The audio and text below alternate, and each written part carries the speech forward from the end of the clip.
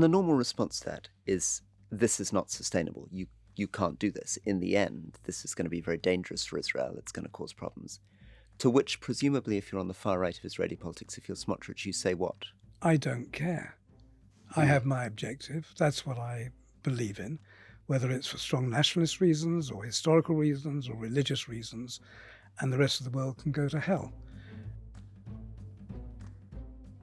Welcome to The Rest is Politics Leading with me, Alastair Campbell.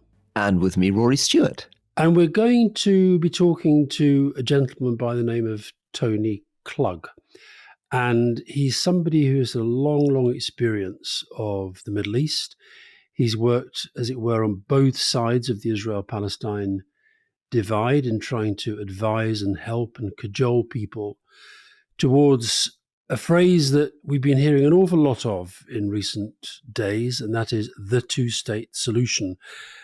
Tony Klug very kindly presented Rory and me with a clutch of publications that he's written on this situation and on the two-state solution over about 6 decades now. He's remarkably fit and healthy.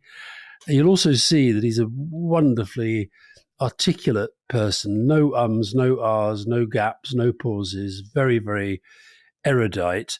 And he was telling us as well that he last played football aged 76, which is pretty good. But Rory, why don't you just, before we get going with Tony, why don't you just give us a sense of what you think we mean when we talk about the two-state solution?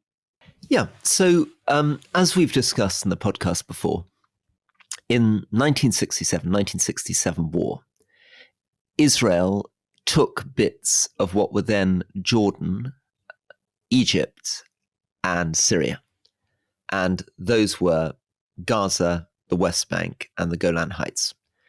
And since then, under international law, that territory, which was outside the 67 borders of Israel, was considered to be occupied territory.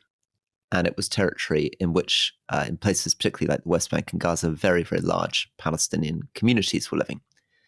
And the idea for a very long time now, and this is what Tony Klug has really been at the heart of since the early 1970s, is the creation of a two-state solution where those bits of territory outside the 67 borders would become a Palestinian state. At the moment, the international community considers it occupied territory, occupied by Israel. So what is the problems with creating a two-state solution? And this was at the heart of all the conversations in Oslo in the 1990s. And Tony Klug's really going to take us into this. But there are basically, I suppose, 6 main things. The first thing is, where are the borders going to be between Israel and Palestine? Because the obvious thing is to say they should be on the 67 borders, but as we're about to discover, settlements have been built all over the place. So there are nearly 700,000 Israelis living in places which were beyond the 67 borders.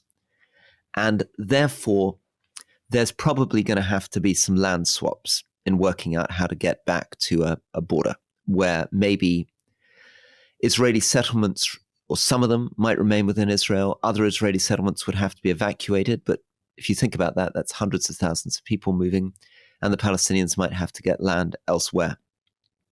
And the shape of this also matters, because for Palestine to have a viable state, it needs contiguous territory. And at the moment, it's divided into hundreds of little enclaves by Israeli wires and the protection of these settlements. And of course, there's this big division between the West Bank and Gaza. So borders. Second thing is Jerusalem. Both sides see Jerusalem as their capital, and most of the proposals around a two-state solution increasingly suggest it should be a shared capital, although people on both sides reject that. The third is something called the right of return. So in the creation of the original state of Israel in the late 1940s, in a process called the Nakba, 900,000 Palestinians were expelled from what is now Israel. And the right of return... I think I'm right, Rory, that Nakba is Arabic for catastrophe. For catastrophe, exactly.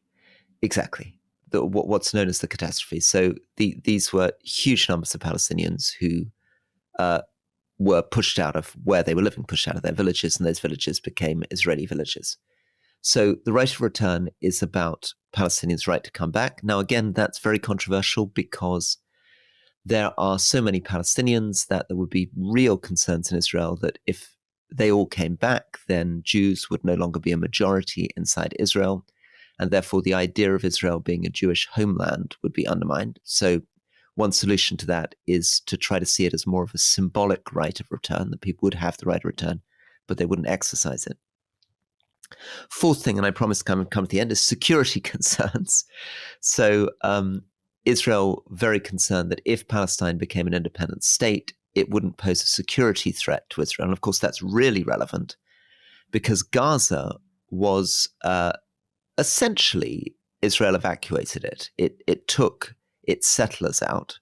And although it's continued to enter militarily, many Israelis see Gaza as an example of what happens if you create an independent Palestinian state. And of course, we saw at the beginning of October this horrifying terrorist attack, which will have given many Israelis again the sense that if an independent Palestinian state is created, they have serious security concerns. And then finally, I guess it's all around the issue of how this is going to function, how these economies are going to work, how they're going to trade with each other, what's it going to mean to be a sovereign state, how the West Bank and Gaza will deal with each other, and what Israel's called. Is it a Jewish state, which is how Israelis want to view it?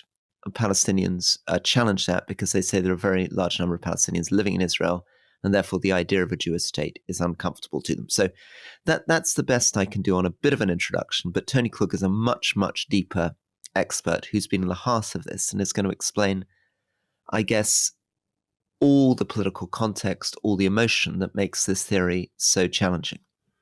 And I think one of the reasons why it's important that people listen to somebody like Tony Klug is, as people are going to hear very shortly, he just has this stuff kind of oozing from his fingertips, the history, the context, and I think a pretty deep understanding of both sides.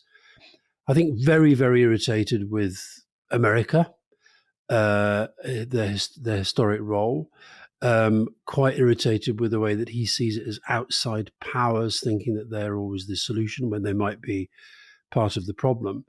But I think the other thing that's important is just it comes across from when you listen to him, just how complicated it is and how hard it is to explain something as complicated as the history of this. And that's what I think you and I have been trying to do with some of the extra podcasts we've been doing in recent weeks. And we should say that in addition to talking to Tony earlier this week, and we're talking now today on the day that there is finally talk of a possible 4-day truce to allow some of the Israeli hostages to be released. But we're also going to be talking in the coming days to the historian Simon Sebag Montefiore, who, like Tony, knows the history of this stuff inside out. So I hope listeners will enjoy this.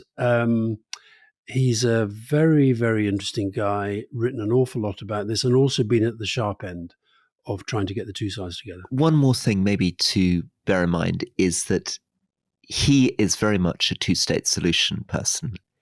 And you'll hear when he's interviewed that he's very frustrated with a push for another idea, which is the one-state solution. And the one-state solution essentially says that the two-state solution can't happen. There are too many settlements. There's no way hundreds of thousands of Israelis are ever going to leave where they are. And therefore, many Palestinians are now saying, let's have one state, which will include all of the West Bank, Gaza, and Israel in a single state, proper civil rights for Palestinians. But the problem there is that's unacceptable to Israel because the Palestinians would be the majority in that binational state, and it would no longer be a Jewish homeland. So we'll also hear Tony trying to challenge the alternative, which is the one-state solution. Yeah.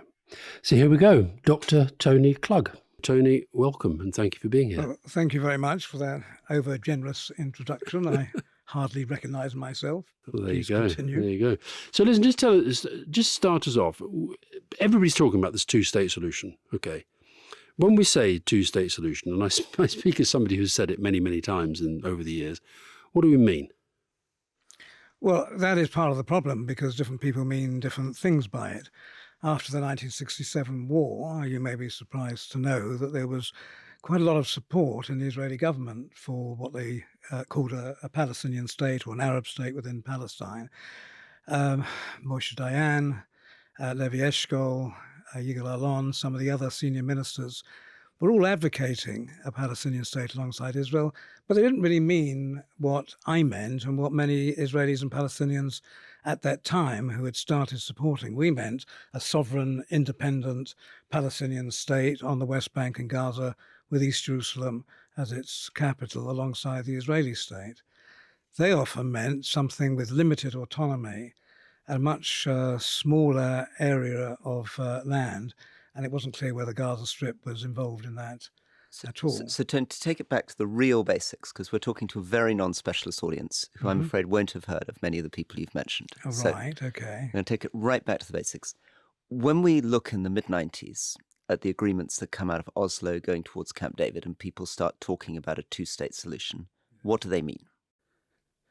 Well, I think that was closer to what I had been advocating and some Israelis and Palestinians too, namely a sovereign independent state. But it was never clear because the Oslo Accord did not actually support a two-state solution. It was never mentioned. There was an assumption that that would be the end of the process. But Rabin, for example, never mouthed those words and didn't even talk about dismantling the settlements on the West Bank, which were one of the impediments for the Palestinians to have their own state there. You've said that every perceived advance since 1967 has been provoked by a seismic event. First of all, what do you mean by that? And secondly, I think we can all agree that what we're going through at the moment is a seismic event. So what advance could come out of where we are now? Well, let me just tell you what I mean by every peaceable advance has followed a seismic event. If you go back, I mean from 1967 onwards, and if you start with the 67 war, that generated a movement among the Palestinians which ended with them supporting a Palestinian state on the West Bank and Gaza alongside Israel instead of in place of Israel, which had been their previous position. The 1973 Egypt-Israel war ended up in 1999 with the Egypt-Israel peace treaty. The first intifada of 1987 prompted, the Arab Peace Initiative was the second intifada. It prompted Oslo. It prompted the Oslo Accords, and the second intifada prompted the Arab Peace Initiative.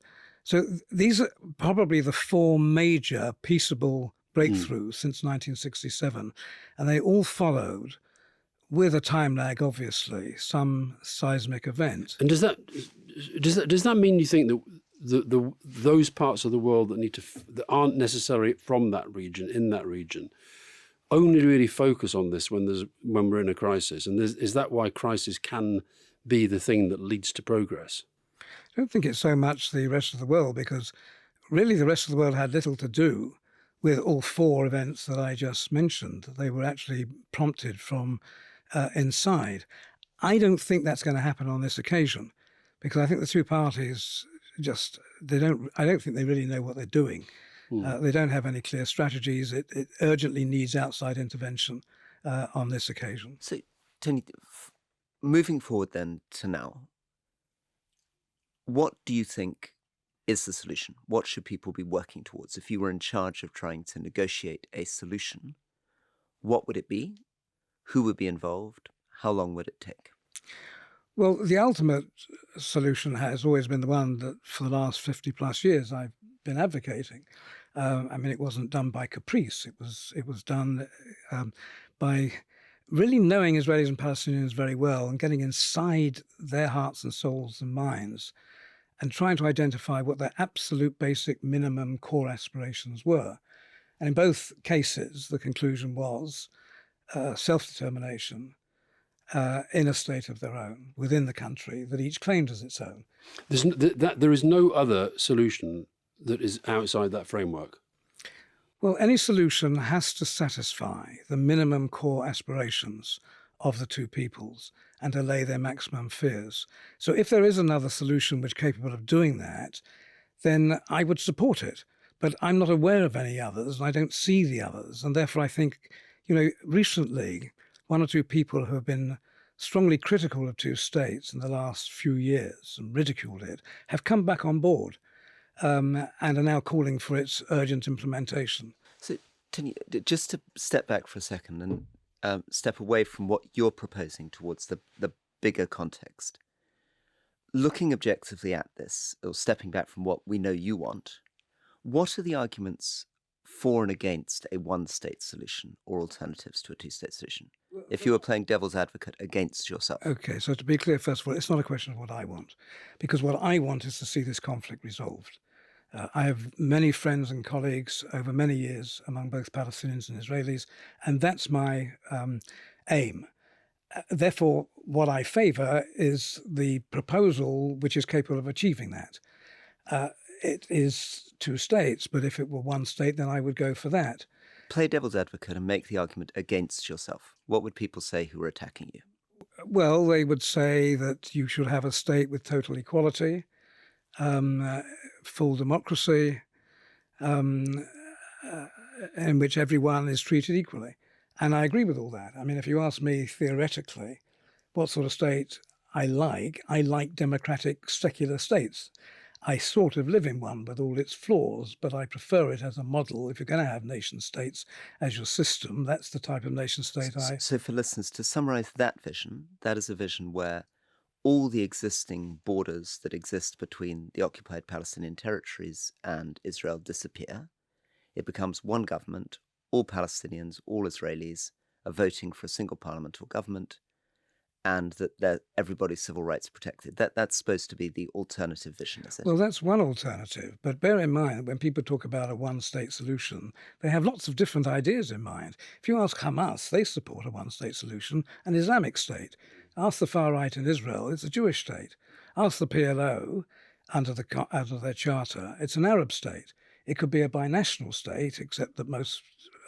what would a binational state be? Well, it would mean that you would have... it would be a sort of federated state where the two parties, the two peoples, would be able to exercise their own national self-determination within their own chambers, but within the context of one state. The problem with the one secular democratic state is that it atomizes everyone down to the level of the individual. So there are no collective rights acknowledged. And that's not acceptable to either Israelis or Palestinians, which is the reason why I think it's difficult to support it. Just on my last hand back to Alice, but why would that not be acceptable? Because, of course, for many British, American listeners from a sort of liberal Enlightenment tradition, that would seem self-evident. Equality under the law, equal votes. Why would it not be acceptable to either side? I think within each state there has to be equality under the law. And full equality. The question is whether that's done in one state or two states. There's nothing magical about the number of states. It could be 3 states or 4 states.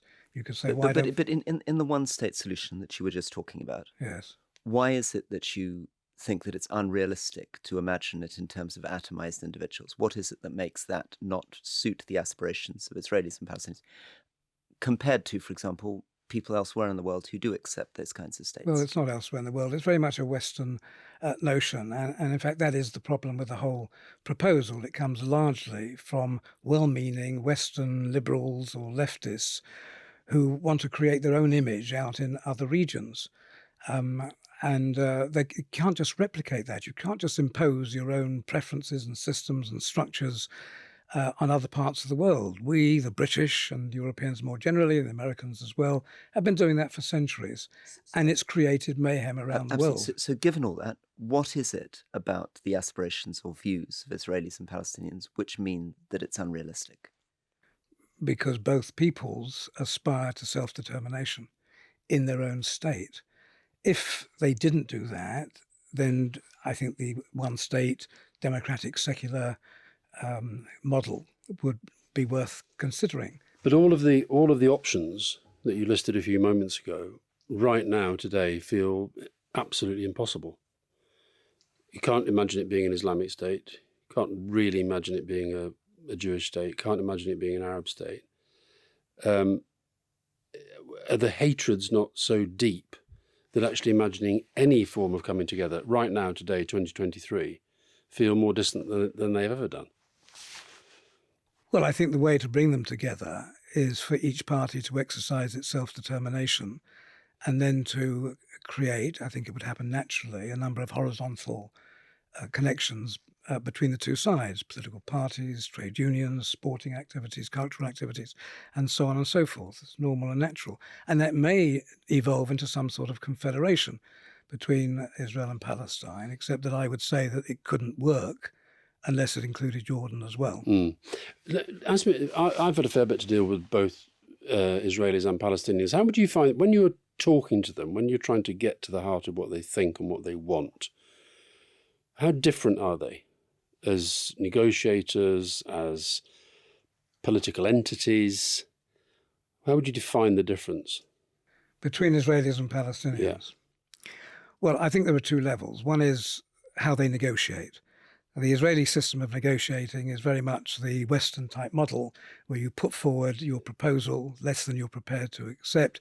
The other side puts something a bit higher, you barter and you reach an agreement, but with no necessarily any notion of the end game.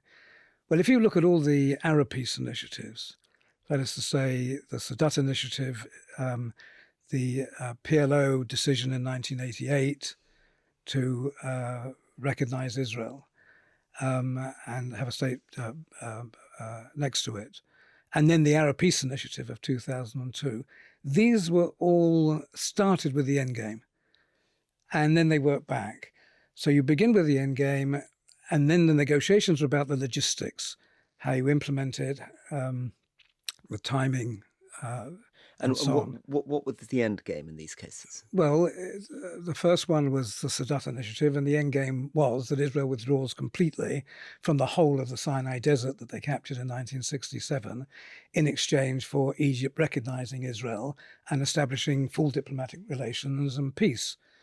The 1988 decision by the PLO was that they would recognize Israel and recognize, in fact, its right to exist in peace and security. They went further than I had ever expected them to go, in exchange for Israel agreeing to a state on the West Bank and Gaza with its capital in East Jerusalem.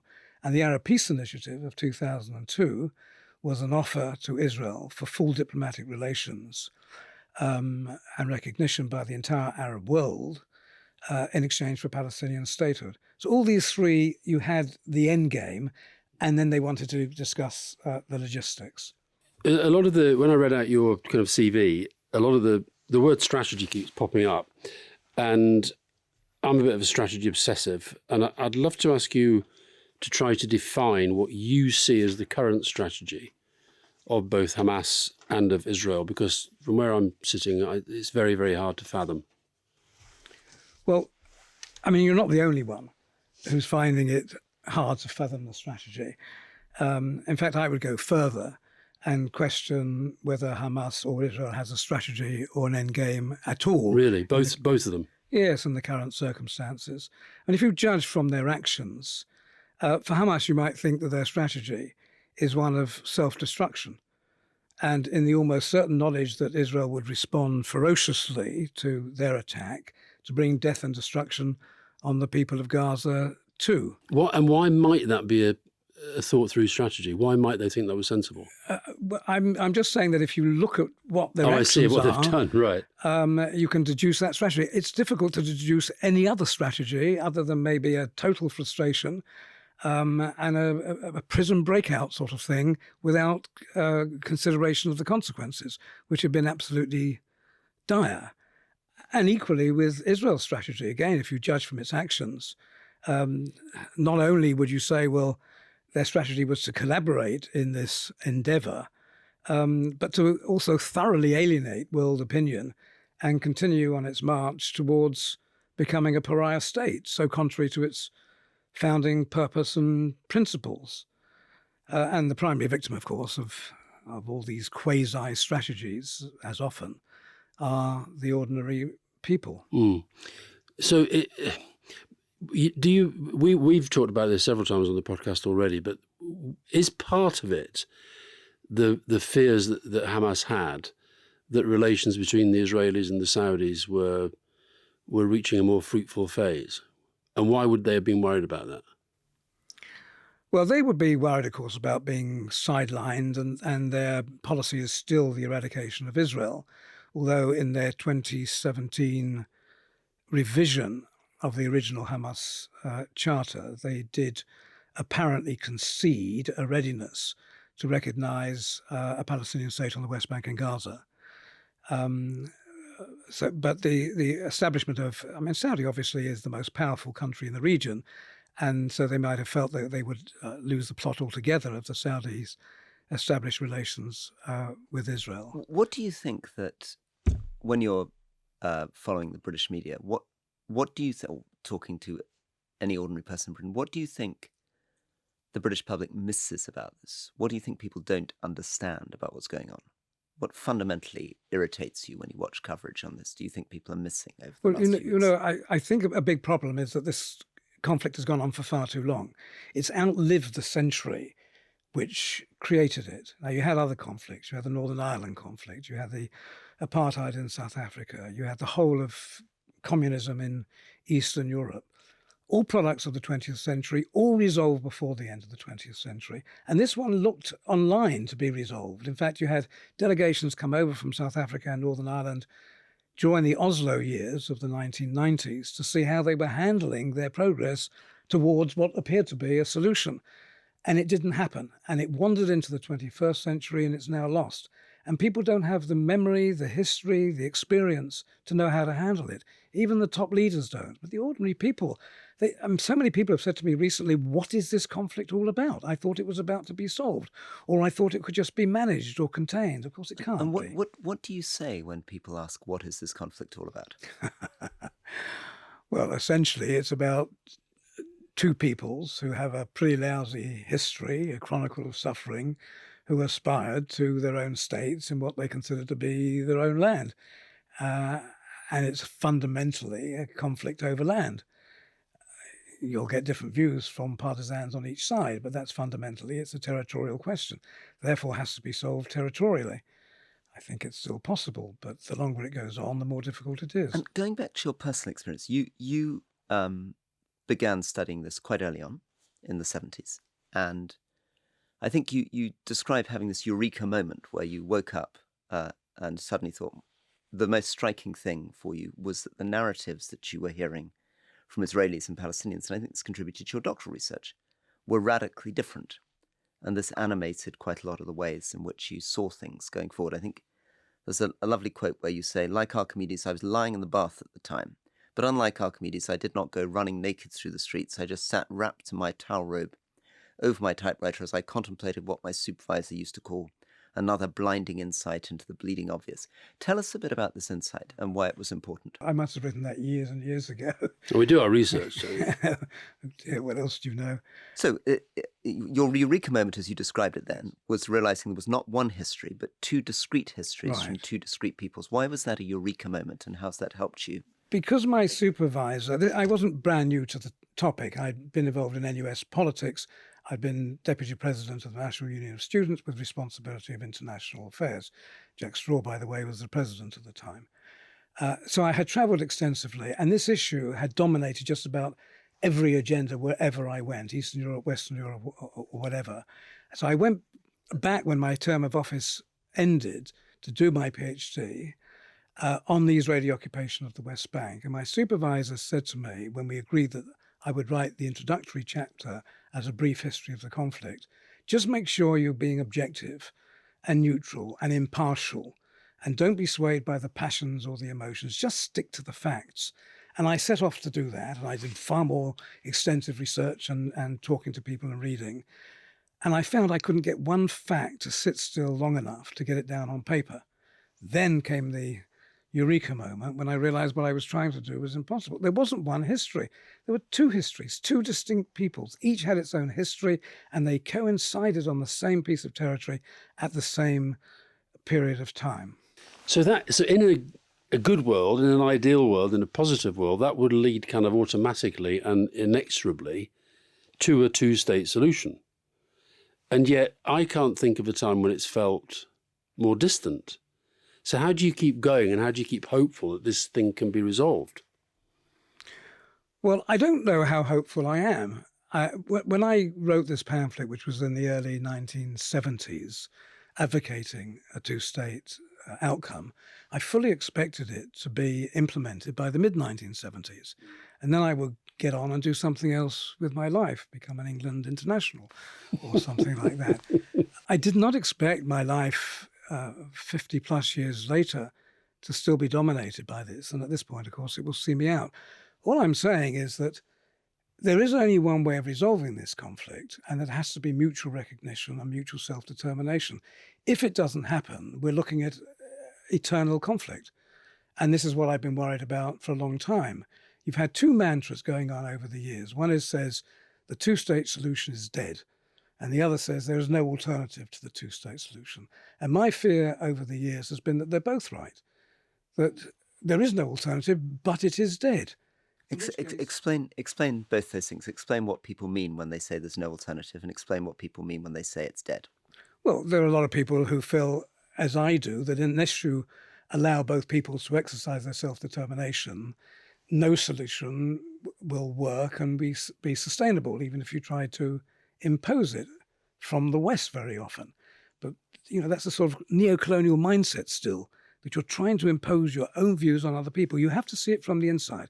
And that's what my approach, my pamphlet was about, just writing the histories entirely from the inside, subjectively, with all the emotions and the passions left in.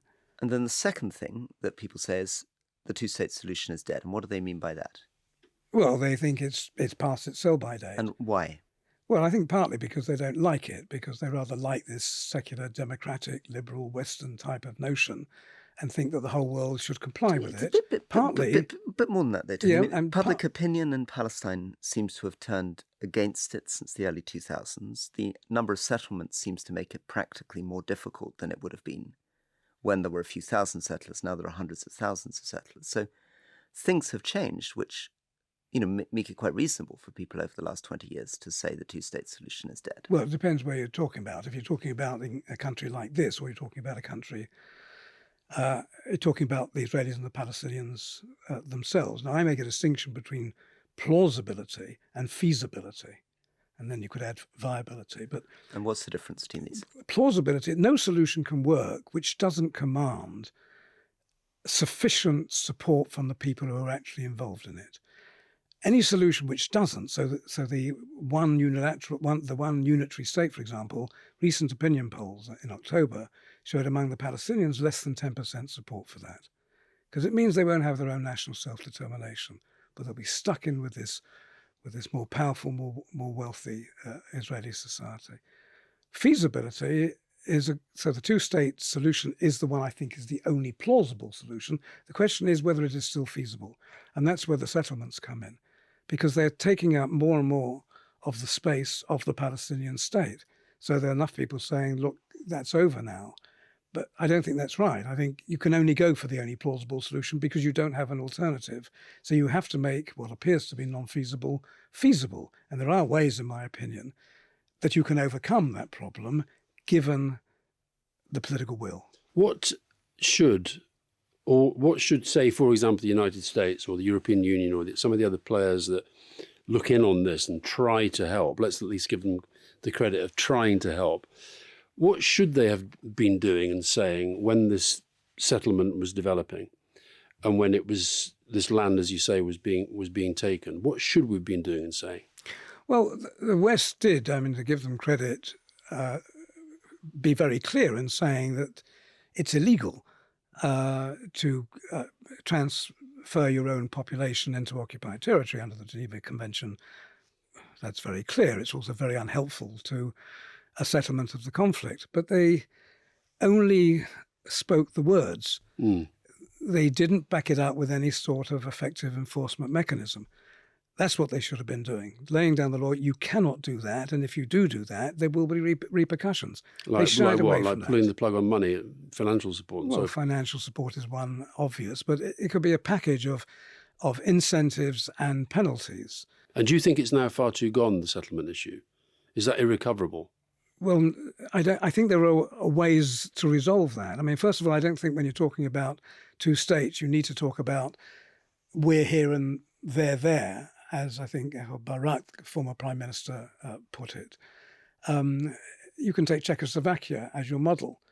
Now, Czechoslovakia was one unitary, democratic, secular state, but at least the Slovaks wanted to have their own self-determination. So they unilaterally withdrew, it was agreed. But it wasn't done violently. They didn't kick out the Czech communities from Slovakia or vice versa.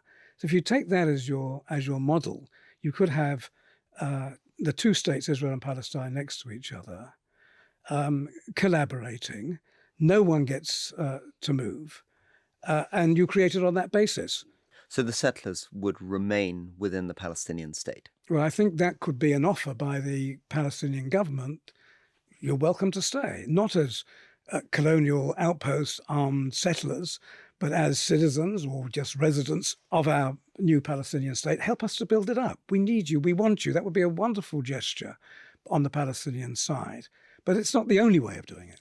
To what extent do senior Israeli politicians of any sort really want a two-state solution? I mean, it seems to me, looking at the actions, particularly of the current government, you get the sense that their settlement activity is completely inconsistent with any idea of a two-state solution. And I was talking to a prominent member of Labour Friends of Israel who was saying to me recently that you needed to understand that this particular place where a settlement was happening was where Joseph was born, and that place where a settlement was happening is where Abraham was buried. And the more I was listening, the more it seemed to me that this kind of conversation wasn't really consistent with any vision of a two-state. It's not just not consistent, it's designed deliberately to be in conflict with the creation of a Palestinian state.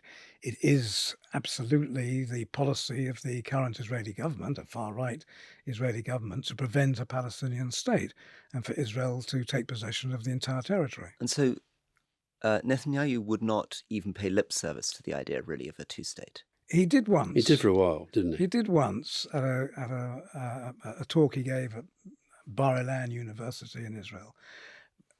I don't know how many people believed him. I mean, I certainly didn't believe him. It was completely inconsistent with his ideology and everything he'd stood for before, but he was trying to ingratiate himself to the Americans. So what would be his vision, or in an even more extreme sense, Smotrich's vision, and why do they think it could be remotely plausible or feasible?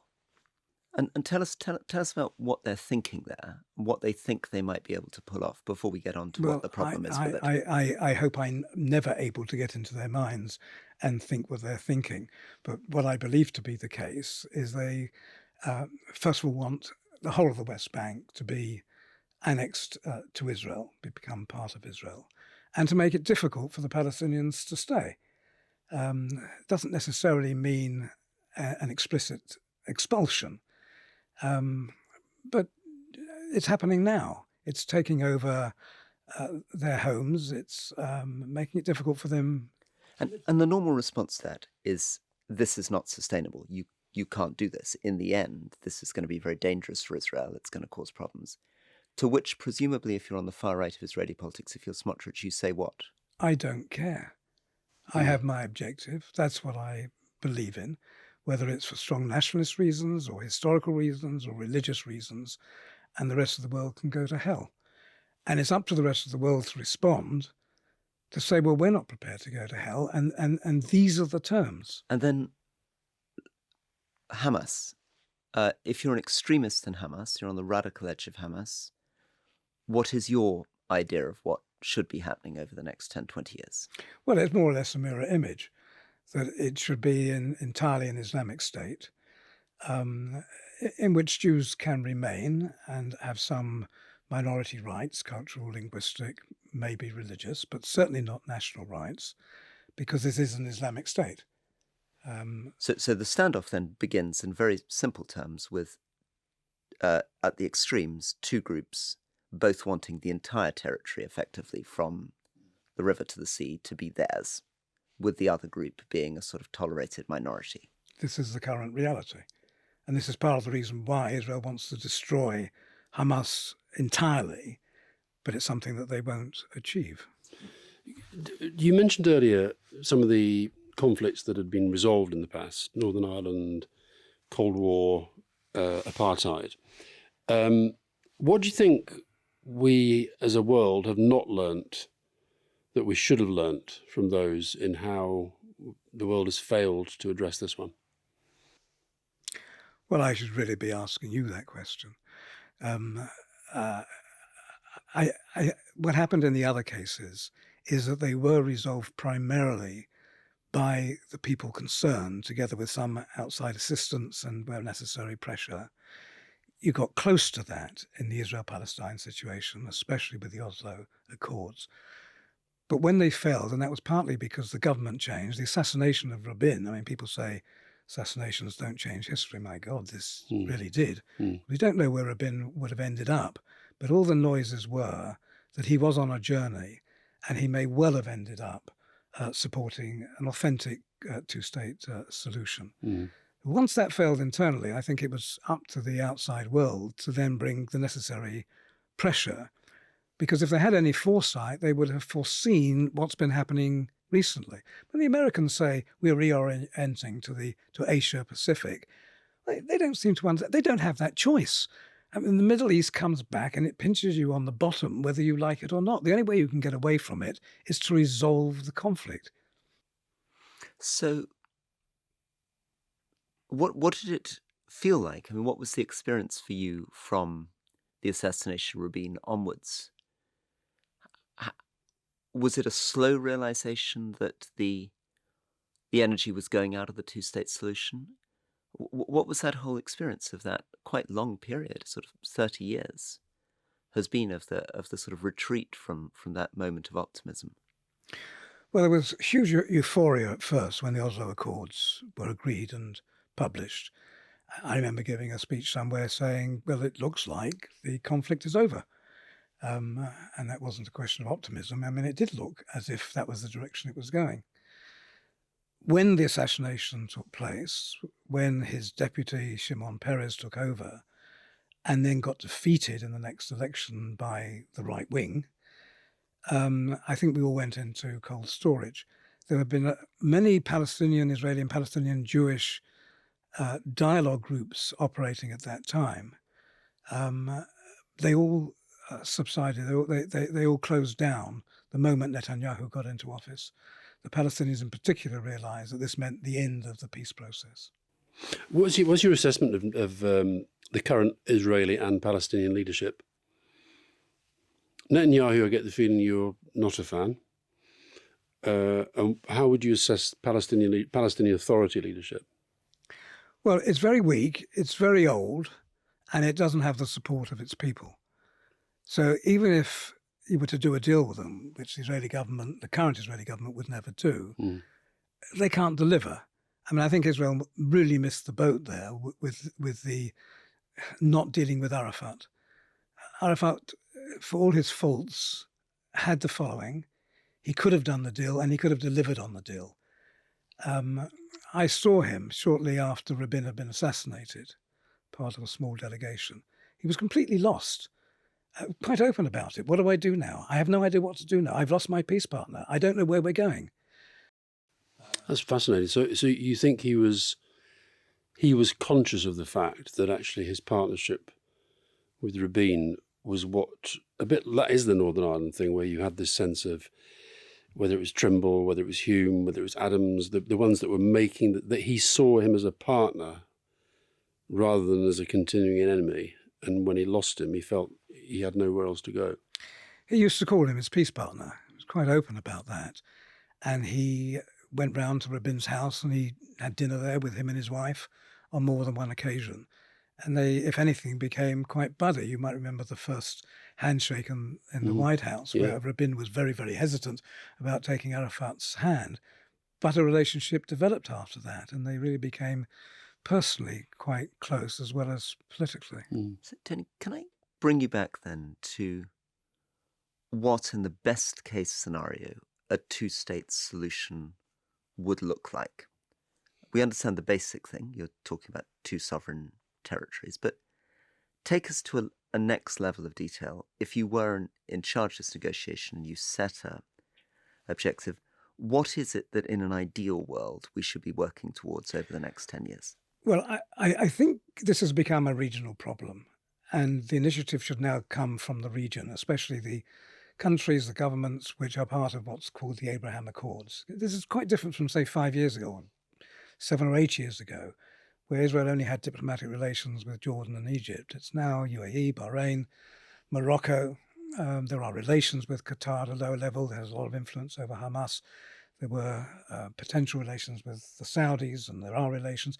Those, I think, are the countries that should now be spearheading a robust and swift initiative, not the Americans, positively not the Americans, because they've screwed up on every single occasion. And the British policy, and I know this because I spoke to government ministers many years ago, like Roy Hattersley and David Ennals, who said our policy is to follow the Americans. So there was no independent policy. And the Americans put a lot of effort into it, but they never focused on solving the conflict. They would use the conflict to combat Iran, to undermine the Soviet Union, to defeat terrorism. And it was polluted. If they just concentrated on solving the conflict, I think it could have been solved. Now the initiative must come from the region. And what do you think is the best case solution?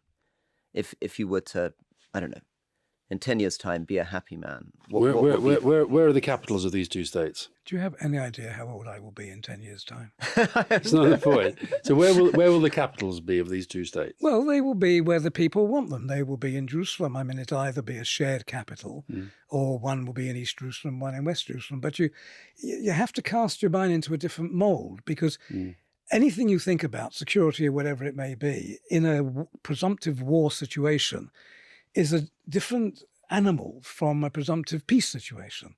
So if you're talking now about achieving peace and the whole momentum of it, it won't be a problem dividing Jerusalem, not physically, because there's no support for that, but politically. And it's not that complicated. I mean, Hendon and Finchley, that's probably very, very long ago. Islington and Camden, they have borders, they have boundaries, but you don't notice them. There are different administrations, something along those lines. And there are some groups that have done a huge amount of work on this. Israeli groups and Palestinian groups and joint Israeli and Palestinian groups. If they got the green light tomorrow, they would advise how to implement that. How would you create a contiguous Palestinian territory? I mean, at the moment, it feels as though Gaza is very separate and the West Bank is divided into hundreds of little fenced enclaves. How does one imagine a contiguous state with its own security, its own borders, its own maritime borders, its own capacities? What would be involved in getting there? Well, again, you have to think in terms of, you're now talking about a peace situation, not a war situation. So there's no problem with contiguity.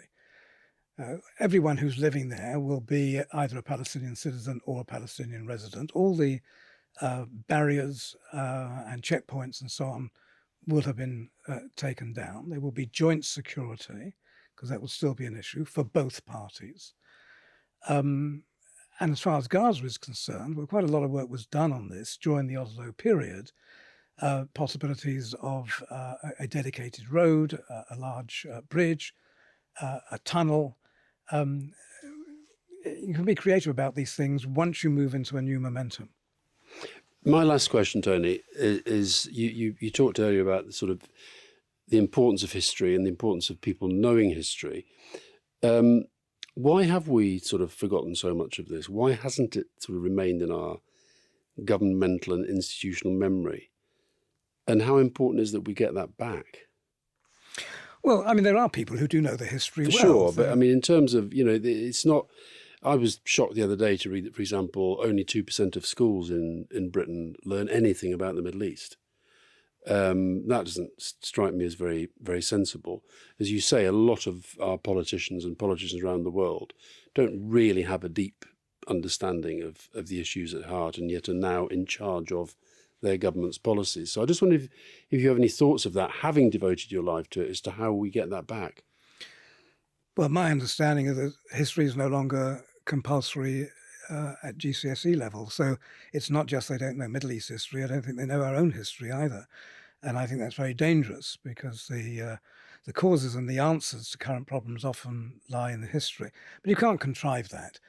I think if you wanted to be serious, you would have, let's say, just to wrap up the things that you were saying, an initiative spearheaded from the region, supported by the US and Western governments, based on the Arab Peace Initiative, possibly revised, looking towards a possible confederation, including Jordan as well as Israel and Palestine. And you would need to employ a panel of experts who know the history, who can advise on it. You can't educate the whole world in it, and in a way it doesn't really matter. But you need to target that and focus it where it does matter. And the time to act is now. Tony, thank you. Thank you very much indeed. Thank you. Thank you. So, Rory, any the wiser? Yes, I think wiser, but I think also for you and I who works in policy in different ways, a real reminder of the challenges of processing information from a deep, deep expert, and the challenges that an expert has in explaining to policymakers who aren't deep experts what's going on. And of course, that's actually the daily life. If you think about it, most foreign ministers around the world don't know very much about stuff, and therefore they have to sit with people like Tony Klug and try to digest. And he's, of course, struggling all the time to work out how much information he can assume, how much history he can share without confusing people. I think he did a very good job, but I think it's it was also it was fascinating, that point that he made about the conflicts, the major conflicts that defined most of his life, most of my life, most of your life, that were solved: Northern Ireland, apartheid, Cold War. And his point that he made, that this one outliving that century, when we thought actually it was going to be resolved in the last century. And here we are. And it is, I'm sitting now looking at this sort of clutch of publications that he's written on the history of this, going back decades, and essentially arguing for the same thing.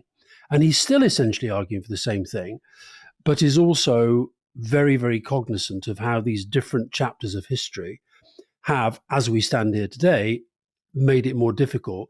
And yet at the same time, somehow hangs on to a sort of optimism that because this is the only way out, eventually it has to prevail. Yeah. And of course, your experience in Northern Ireland is interesting here because, I mean, as Seamus Heaney says in that play, that sometimes miracles do happen. Sometimes, for some astonishing reason, conflicts that seem completely unsolvable are solved. But it does require, on both sides, real effort. And where we're struggling, I suppose, at the moment is to find the leadership either in Palestine or Israel that really wants to drive this through. If there's one sort of common thread, perhaps, between what Tony Klug was saying and what we'll hear from Simon Sebag Montefiore when he comes on in a few days, is a real sense of frustration with both leaderships. I thought Tony was fascinating when he said that, and this is a guy who's rooted in his work in the strategy of both the Israelis and the Palestinians, and he said he doesn't have a clue how to define what their current strategies are. So I think everybody's assuming that there's got to be some sort of new leadership on both sides at some point before this thing moves in the right direction. But the point you made about expertise, I mean, of course, Michael Gove famously, we've had enough of experts.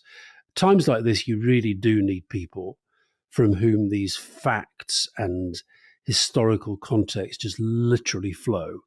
And I was very impressed just by the fact that he can sit there without a note and just there's so much experience comes out of there, and it's invaluable, I think, when you're trying to explain the context of this in a world when millions of people around the world think that they know the history, they know the facts, and one tweet will explain the whole thing perfectly clearly for the rest of the world to understand.